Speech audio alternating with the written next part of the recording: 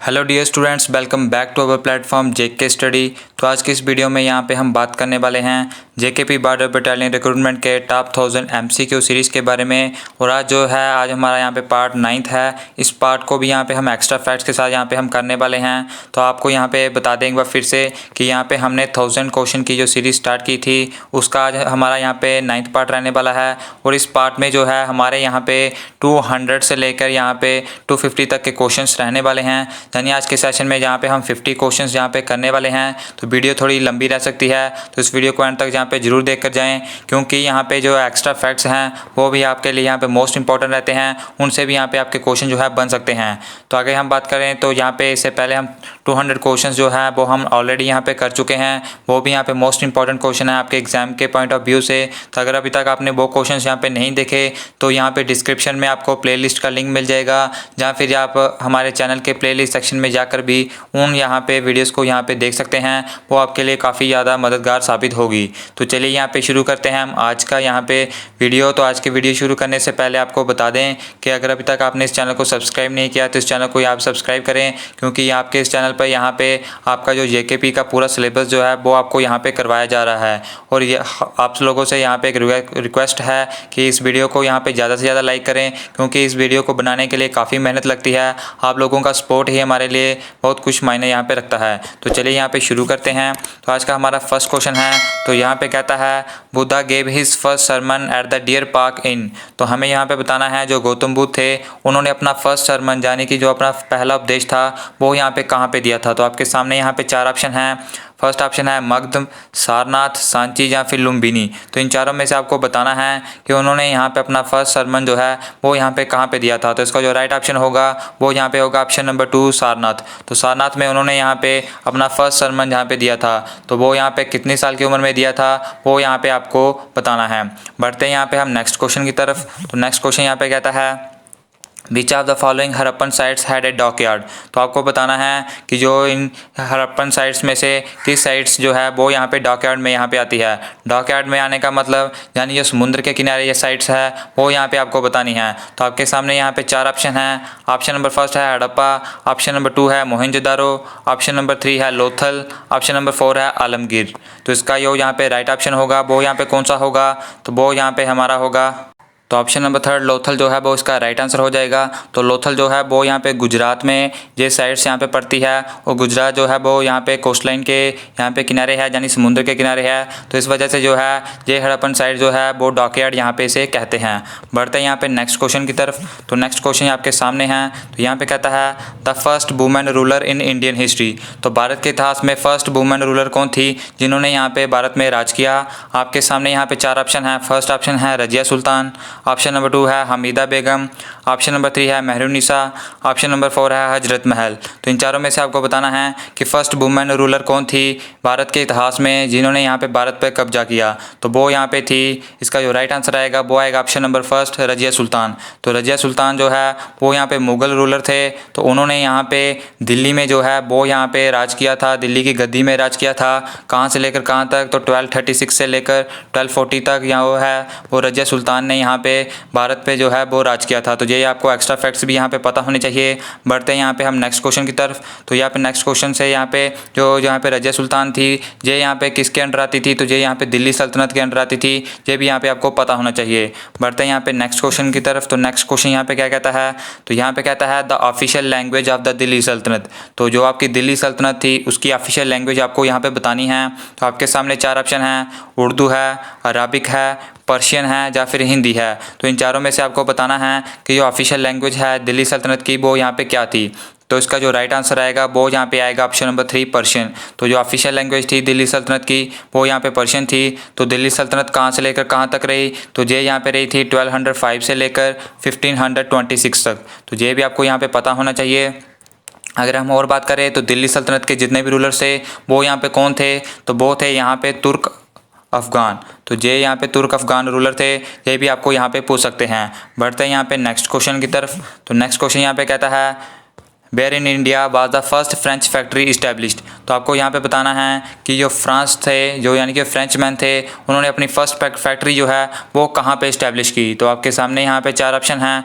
First option है यहाँ पे सूरत, ऑप्शन नंबर 2 है पौंडीचेरी, ऑप्शन नंबर 3 है चंदनगौर, ऑप्शन नंबर 4 है मछलीपट्टनम। तो इन चारों में से आपको बताना है कि जो यहाँ पे फ्रेंचमैन थे उन्होंने अपनी फर्स्ट फैक्ट्री यहाँ पे कहाँ पे इस्टेब्लिश की। तो इसका जो राइट ऑप्शन होगा वो यहाँ पे होगा ऑप्शन नंबर 1 सूरत।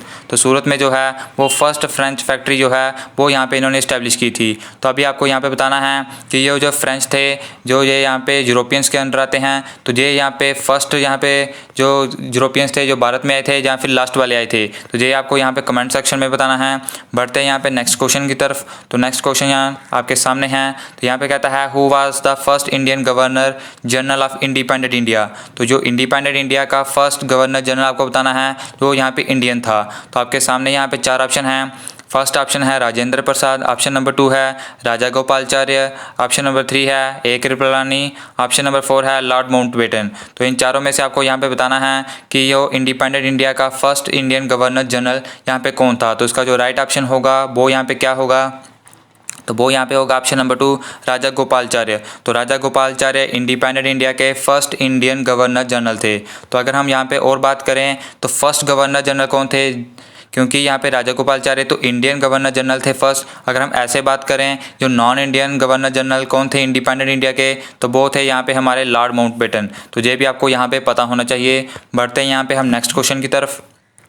तो नेक्स्ट क्वेश्चन आपके सामने है। तो 207 क्वेश्चन यहाँ पे कहता है Motilal Nehru and CR Das were the founders of a party known as the. तो आपको बताना है कि मोतीलाल नेहरू और CR दास ने यहाँ पे कौन सी पार्टी को यहाँ पे बनाया था। तो आपके सामने यहाँ पे 4 ऑप्शन हैं। तो यहाँ पे गद्दार पार्टी है, फॉरवर्ड ब्लॉक है, स्वराज पार्टी है और यहाँ पे सोशलिस्ट कांग्रेस है। तो इन चारों में से आपको बताना है कि इन दोनों ने मिलकर यहाँ पे कौन सी यहाँ पे पार्टी यहाँ पे बनाई थी। तो इसका जो राइट ऑप्शन होगा वो यहाँ पे कौन सा होगा, वो यहाँ पे होगा ऑप्शन नंबर 3। तो स्वराज पार्टी यहाँ पे इन्होंने बनाई थी 1923 में।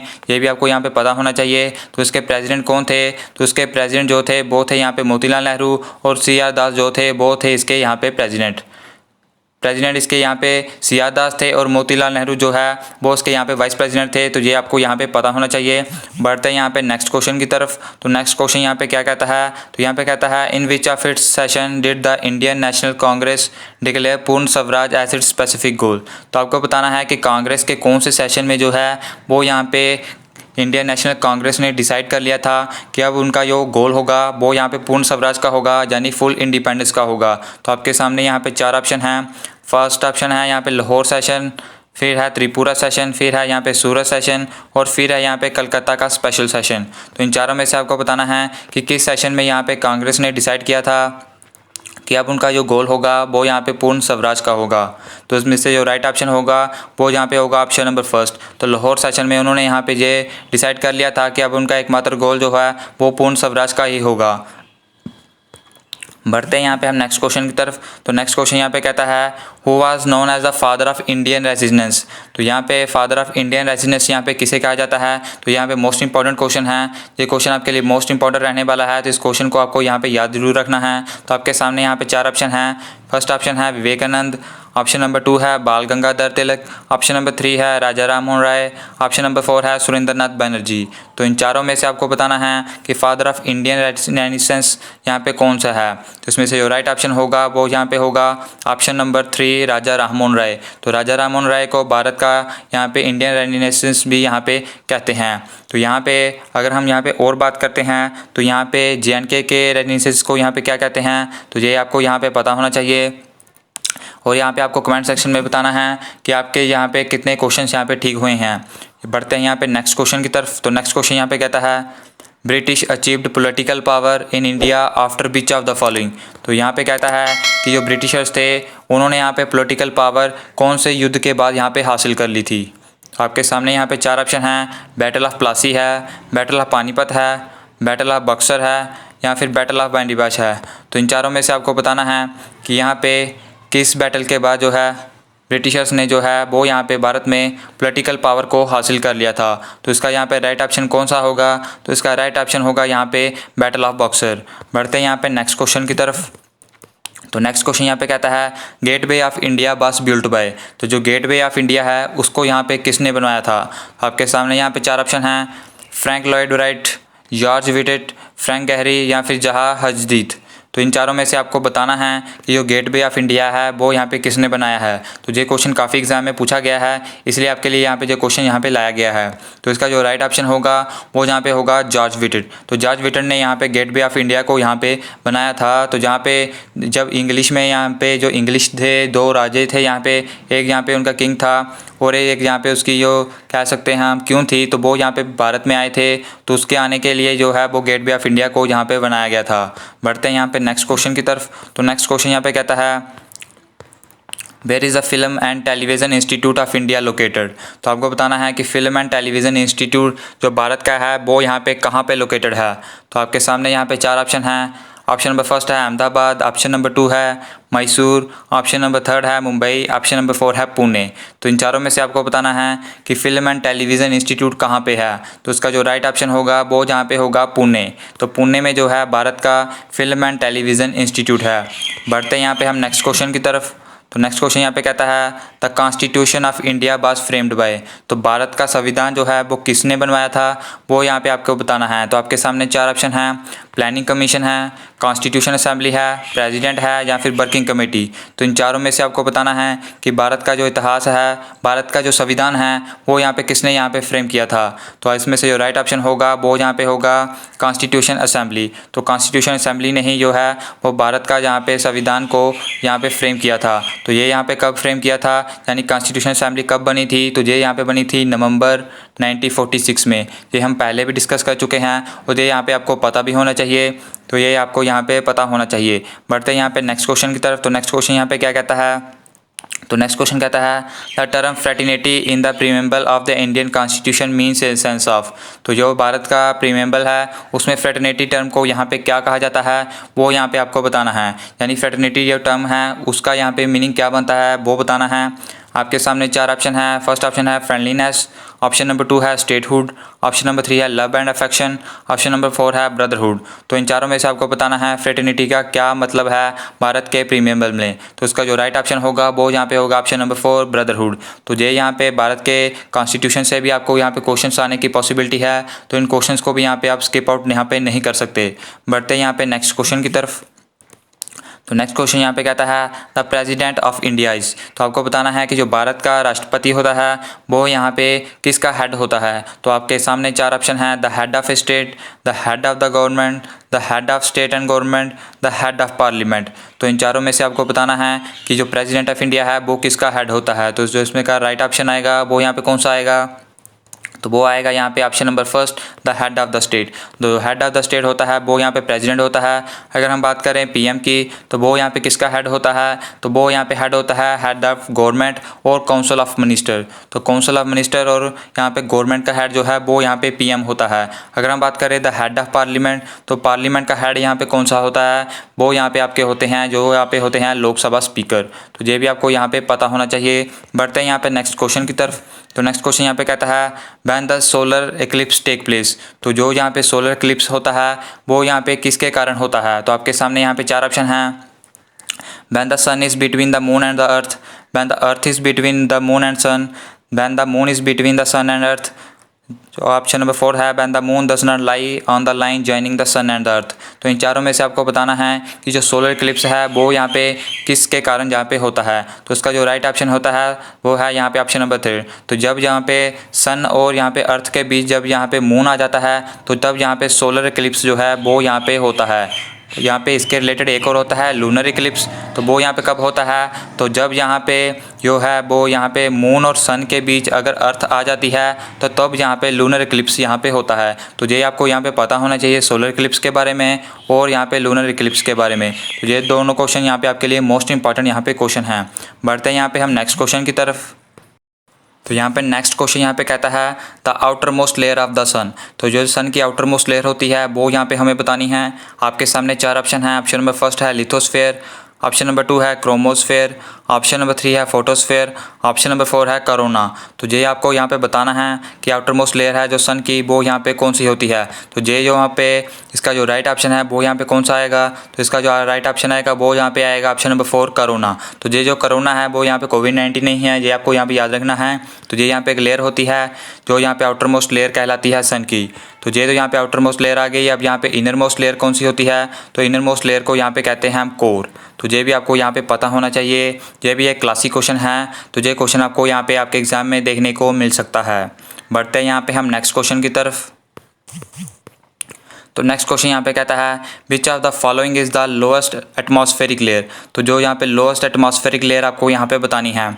आपके सामने 4 ऑप्शन हैं। ऑप्शन नंबर 1 है लिथोस्फेयर, ऑप्शन नंबर 2 है स्ट्रेटोस्फेयर, ऑप्शन नंबर 3 है ट्रोपोस्फेयर, ऑप्शन नंबर 4 है हाइड्रोस्फेयर। तो इन चारों में से आपको बताना है कि जो लोएस्ट एटमॉस्फेरिक लेयर है वो यहाँ पे कौन सी होती है। तो इसका जो राइट ऑप्शन आएगा वो यहाँ पे कौन सा आएगा, तो जो यहाँ पे ट्रोपोस्फेयर जो है वो इसका यहाँ पे राइट आंसर बन जाता है। तो ये भी यहाँ पे क्लासिक क्वेश्चन है, जियोग्राफी से क्वेश्चन रिलेटेड है। तो जियोग्राफी यहाँ पे आपके एग्जाम में सबसे ज़्यादा आती है, तो इसलिए यहाँ पे आपको इन क्वेश्चंस को यहाँ पे कभी भी स्किप आउट यहाँ पे नहीं करना। तो अगर अभी तक आपने वीडियो को लाइक नहीं किया तो यहाँ पे वीडियो को लाइक करें, क्योंकि आपका लाइक ही हमारे लिए यहाँ पे मोटिवेशन साबित होता है।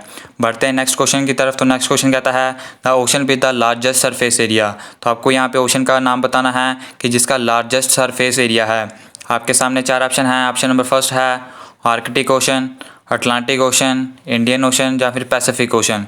तो इन चारों में से आपको बताना है कि लार्जेस्ट सरफेस एरिया है वो यहाँ पे किसका होता है। तो इसका जो राइट ऑप्शन आएगा वो यहाँ पे कौन सा आएगा, तो इसका राइट ऑप्शन आएगा ऑप्शन नंबर 4 पैसिफिक ओशन। तो पैसिफिक ओशन का जो है वो यहाँ पे लार्जेस्ट सरफेस एरिया होता है। तो लार्जेस्ट यहाँ पे सरफेस एरिया तो पैसिफिक ओशन का होता है। अगर हम बात करें यहाँ पे लार्जेस्ट ओशन की, तो वो यहाँ पे कौन सा होता है वो आपको कमेंट सेक्शन में बताना है। स्मॉलेस्ट ओशन कौन सा होता है, वो यहाँ पे होता है आर्कटिक ओशन। तो ये आपको यहाँ पे स्मॉलेस्ट का हमने यहाँ पे बता दिया, लार्जेस्ट का आपको यहाँ पे कमेंट सेक्शन में बताना है। बढ़ते हैं यहाँ पे नेक्स्ट क्वेश्चन की तरफ। तो नेक्स्ट क्वेश्चन यहाँ पे कहता है black soil is also known by which of the following name. तो ब्लैक साइल को और भी क्या कहते हैं वो यहाँ पे आपको बताना है। आपके सामने 4 ऑप्शन हैं, खादर साइल, बंगर साइल, एल्यूबल साइल या फिर रेगुलर साइल। तो इन चारों में से आपको बताना है कि ब्लैक साइल को यहाँ पे और भी यहाँ पे क्या कहते हैं। तो इसका जो राइट ऑप्शन आएगा वो यहाँ पे आएगा रेगुलर साइल। तो रेगुलर साइल को यहाँ पे ब्लैक साइल भी यहाँ पे कहते हैं। तो ये भी आपको यहाँ पे पता होना चाहिए। बढ़ते हैं यहाँ पे हम नेक्स्ट क्वेश्चन की तरफ। तो नेक्स्ट क्वेश्चन यहाँ पे कहता है question number 221 the maximum biodiversity is found in. तो आपको बताना है कि जो मैक्सिमम बायोडाइवर्सिटी है वो किस फॉरेस्ट में यहाँ पे पाई जाती है। आपके सामने 4 ऑप्शन हैं, tropical rain forest, temperate forest, coniferous forest या फिर आर्कटिक फॉरेस्ट। तो इन चारों में से आपको बताना है कि मैक्सिमम बायोडाइवर्सिटी जो है वो किस फॉरेस्ट में यहाँ पे पाई जाती है। तो इसका जो राइट ऑप्शन होगा वो यहाँ पे होगा option number 1 tropical rain forest. तो अभी तो हम यहाँ पे इसमें MCQ कर रहे हैं, तो हम यहाँ पे अभी शुरू ही यहाँ पे करने वाले हैं जियोग्राफी सेक्शन को। जहाँ पे हमने क्लास को छोड़ा था वहीं से हम उसको यहाँ पे फिर से स्टार्ट कर देंगे। तो उसमें यहाँ पे हम फॉरेस्ट के बारे में, उसके बाद हम यहाँ पे क्लाइमेट के बारे में, रेनफॉल के बारे में पूरा डिटेल में पढ़ने वाले हैं। और आपके एग्ज़ाम से पहले आपको सब कवर कर यहाँ पे करवा दिया जाएगा, तो उसकी चिंता आप यहाँ पे नहीं करना। तो उसमें आपको पूरी डिटेल में यहाँ पे हम पढ़ेंगे और साथ ही साथ यहाँ पे सीरीज़ में हम यहाँ पे MCQ भी यहाँ पे करेंगे। तो ये इस सीरीज़ में यहाँ पे जो इंपॉर्टेंट क्वेश्चन है आपके लिए वो यहाँ पे डिस्कस यहाँ पे किए जा रहे हैं। बढ़ते हैं नेक्स्ट क्वेश्चन की तरफ। तो नेक्स्ट क्वेश्चन यहाँ पे कहता है विच of the following state has the lowest literacy rate. तो किस स्टेट की यहाँ पे लोएस्ट लिटरेसी रेट है वो यहाँ पे आपको बतानी है। आपके सामने 4 ऑप्शन हैं। ऑप्शन नंबर 1 है केरला, ऑप्शन नंबर 2 है राजस्थान, ऑप्शन नंबर 3 है बिहार, ऑप्शन नंबर 4 है महाराष्ट्र। तो इन चारों में से आपको बताना है यहाँ पे किस स्टेट की लोएस्ट लिटरेसी रेट होती है। लिटरेसी का मतलब होता है यहाँ पे पढ़ा लिखा, यानी कि सबसे कम पढ़ी लिखी जो स्टेट है वो यहाँ पे कौन सी है वो यहाँ पे आपको बतानी है। अगर हम यहाँ पे सिंपल भाषा में बात करें तो वो यहाँ पे इसका राइट आंसर होगा ऑप्शन नंबर 3 बिहार। तो बिहार की यहाँ पे सबसे कम लोएस्ट लिटरेसी रेट है। अगर हम हाईएस्ट लिटरेसी रेट की बात करें तो वो यहाँ पे किस स्टेट की है, तो वो है यहाँ पे केरला। ये आपको पता होना चाहिए। और लिटरेसी रेट को यहाँ पे कैसे देखा जाता है, तो जो यहाँ पे सेंसस का यहाँ पे सर्वे किया जाता है तो उसमें यहाँ पे जो पूरा डाटा यहाँ पे निकल कर आता है। तो यहाँ पे लास्ट टाइम सेंसस हुई थी 2011 में, और अब जहाँ पे सेंसस यहाँ पे इसी साल होगी 2021 में। और इस बार की सेंसस की ये खास बात है कि ये जो सेंसस है ये डिजिटल सेंसस यहाँ पे होने वाली है। तो ये आपको यहाँ पे सभी फैक्ट्स जो है वो यहाँ पे पता होने चाहिए। बढ़ते हैं यहाँ पे हम नेक्स्ट क्वेश्चन की तरफ। तो नेक्स्ट क्वेश्चन यहाँ पे कहता है hydraulic breaks in automobile work on. तो जो यहाँ पे हाइड्रोलिक ब्रेक्स होती हैं वो यहाँ पे किसके प्रिंसिपल पर यहाँ पे काम करती है।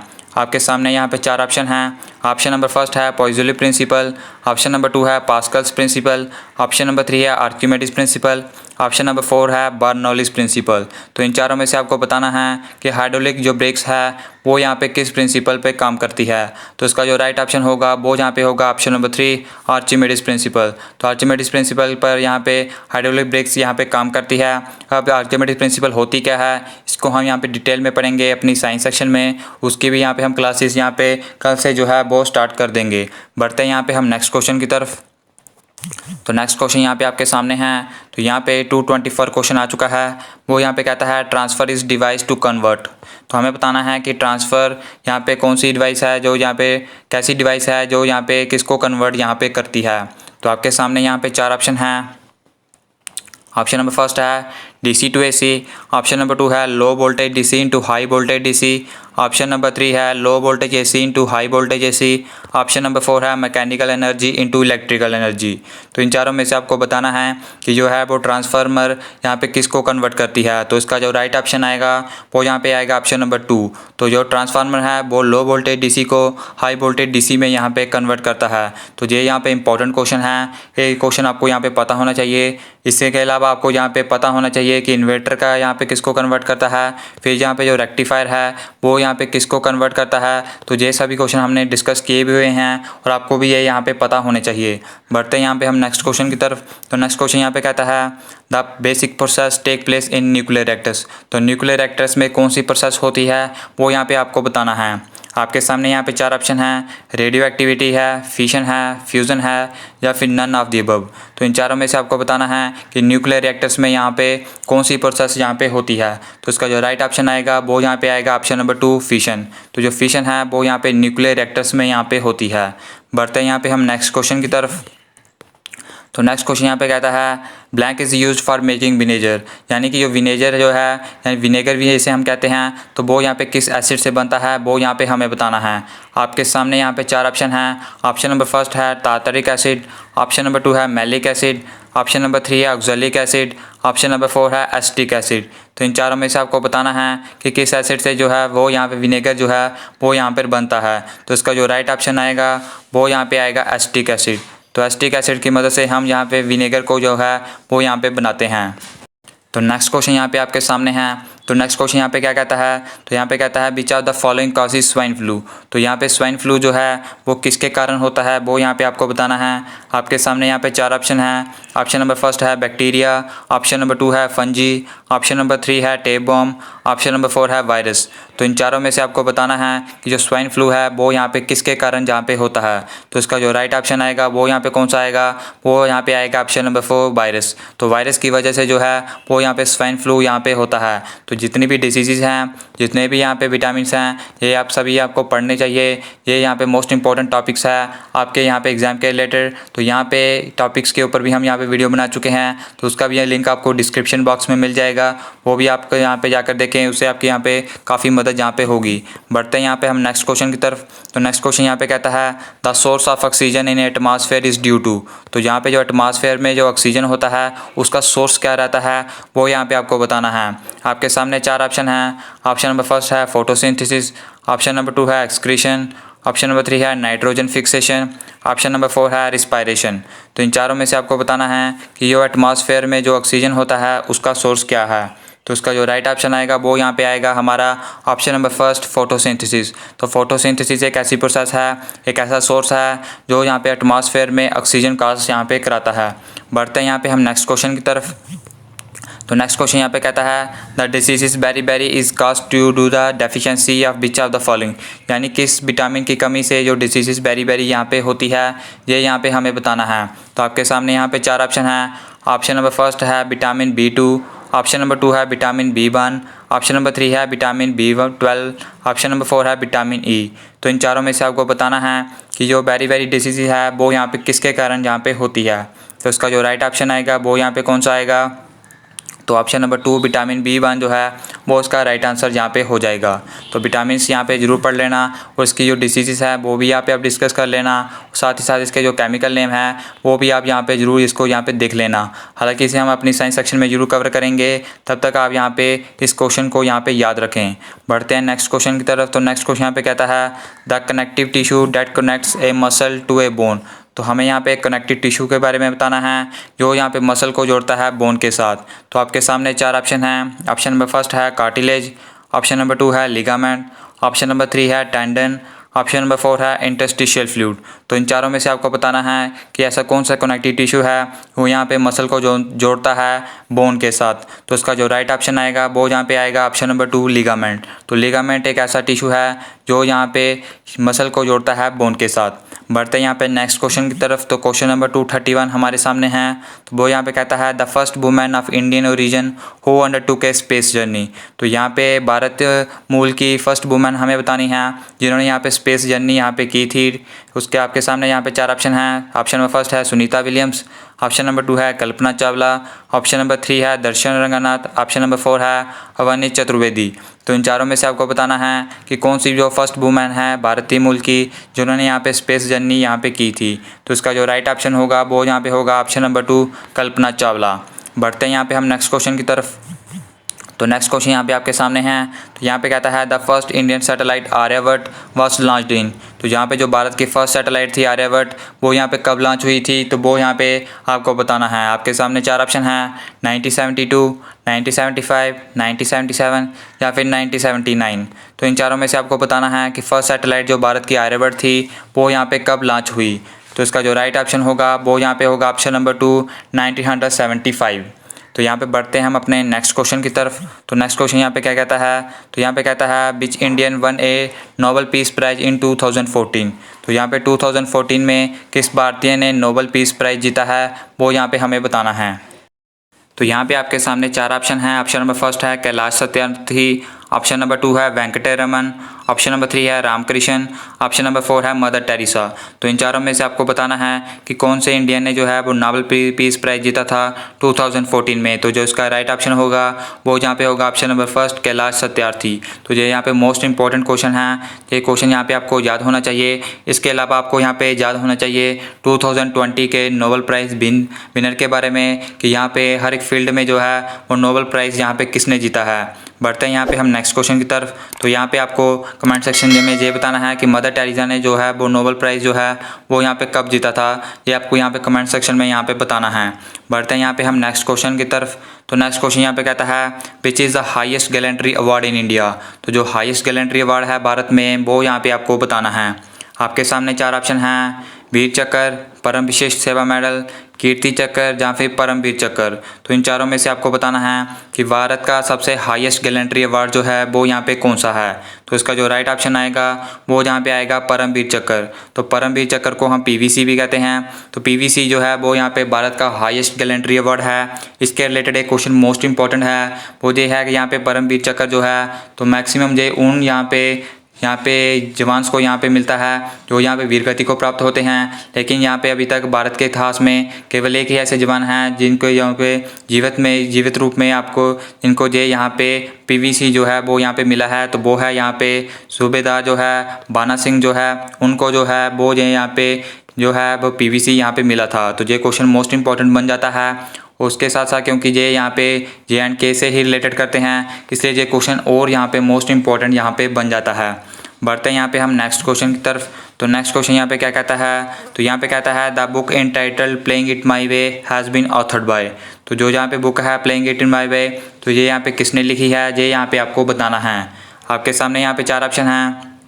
ऑप्शन नंबर 1 है सचिन तेंदुलकर, ऑप्शन नंबर 2 है VVS लक्ष्मण, ऑप्शन नंबर 3 है सौरव गांगुली, ऑप्शन नंबर 4 है चेतन चौहान। तो इन चारों में से आपको बताना है कि प्लेइंग इट माई वे जो है वो किस यहाँ पे ऑथर की यहाँ पे बुक है। तो इसमें जो राइट ऑप्शन आएगा वो यहाँ पे आएगा ऑप्शन नंबर 1 सचिन तेंदुलकर। तो सचिन तेंदुलकर ने जो है वो playing it my way book को यहाँ पे लिखा था। अगर हम बात करें BVS लक्ष्मण की, तो इनकी जो बुक है उनका नाम है 281 नॉट आउट। तो ये भी आपको यहाँ पे पता होना चाहिए।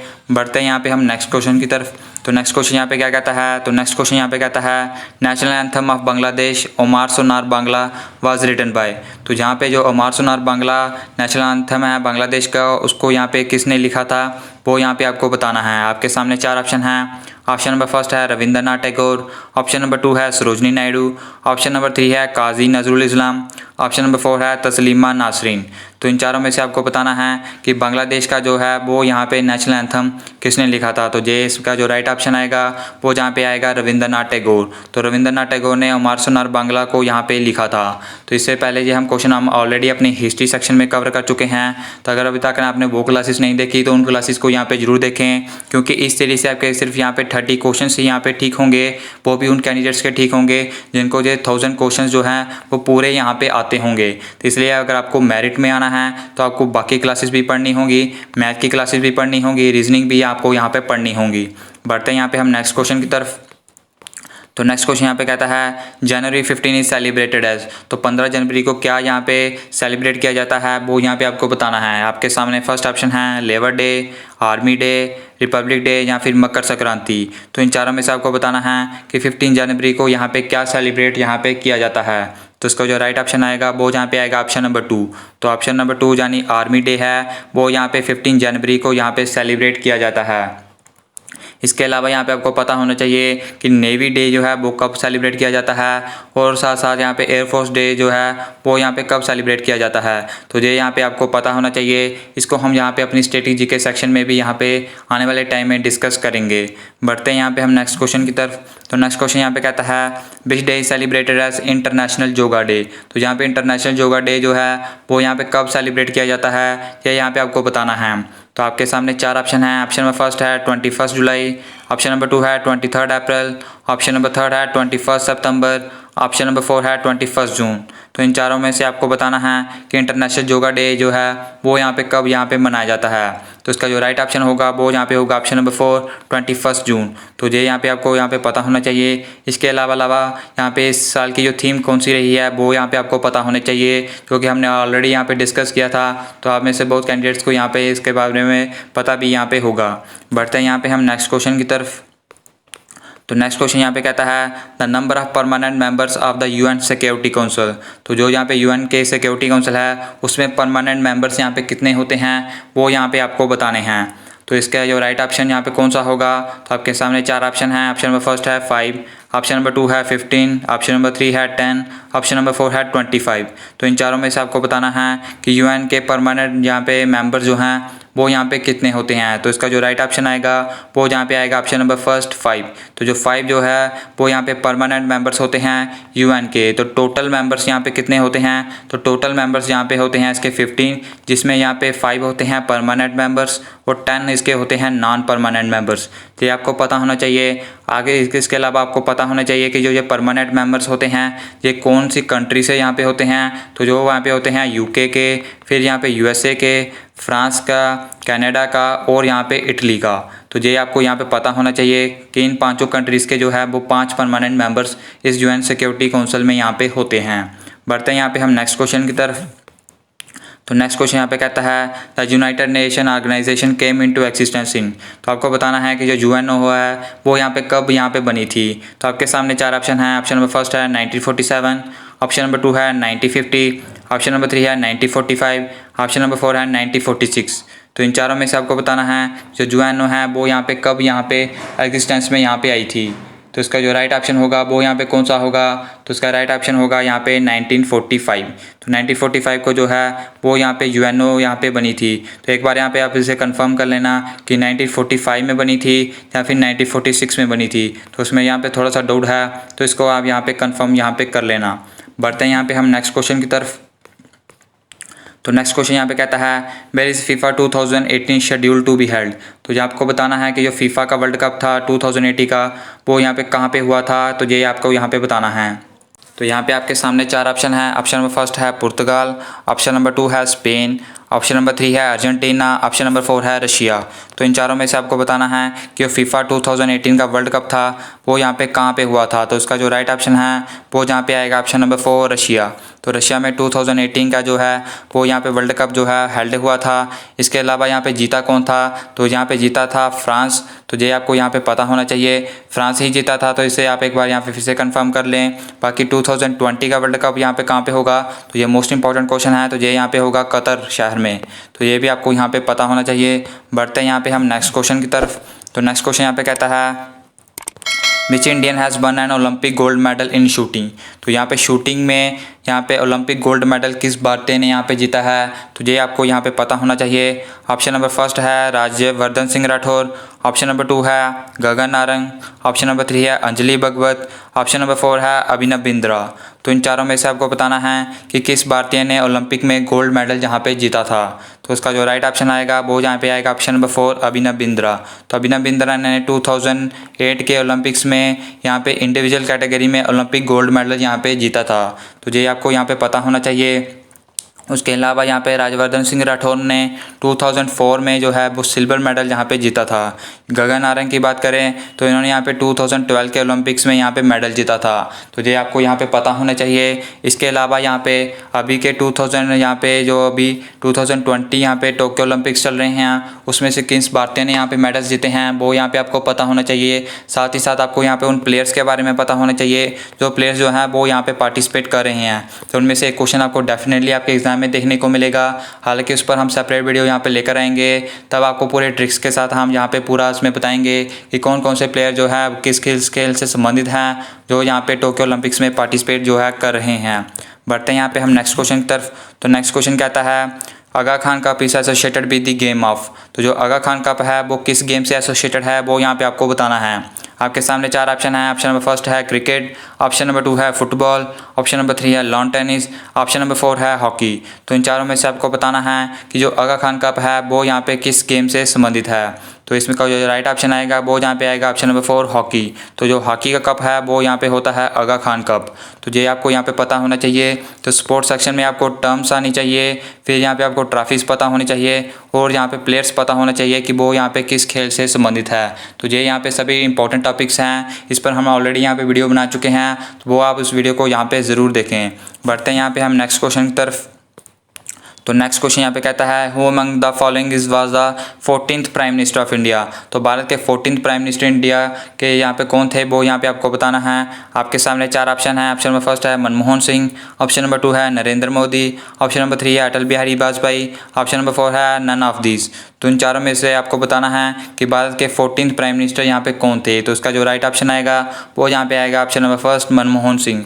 तो मनमोहन सिंह जो है वो 14th प्राइम मिनिस्टर थे। तो अभी करंटली यहाँ पे नरेंद्र मोदी हैं, तो वो यहाँ पे 15th प्राइम मिनिस्टर हैं। ये आपको यहाँ पे पता होना चाहिए। तो इस क्वेश्चन में काफ़ी बच्चे यहाँ पे कन्फ्यूज़ होंगे क्योंकि बहुत कम लोगों को यहाँ पे पता होगा कि अभी जो है वो 14th प्राइम मिनिस्टर चल रहा है या फिर 15th यहाँ पे प्राइम मिनिस्टर जो है वो चल रहा है। तो इस तरह के आपको यहाँ पे पता होना चाहिए। इसके अलावा आपको फर्स्ट प्राइम मिनिस्टर पता होना चाहिए, फर्स्ट प्रेसिडेंट पता होना चाहिए, करंट प्रेसिडेंट यहाँ पे पता होना चाहिए। तो ये सभी मिनिस्टर्स के नाम आपको यहाँ पे पता होने चाहिए। बढ़ते हैं यहाँ पे हम नेक्स्ट क्वेश्चन की तरफ।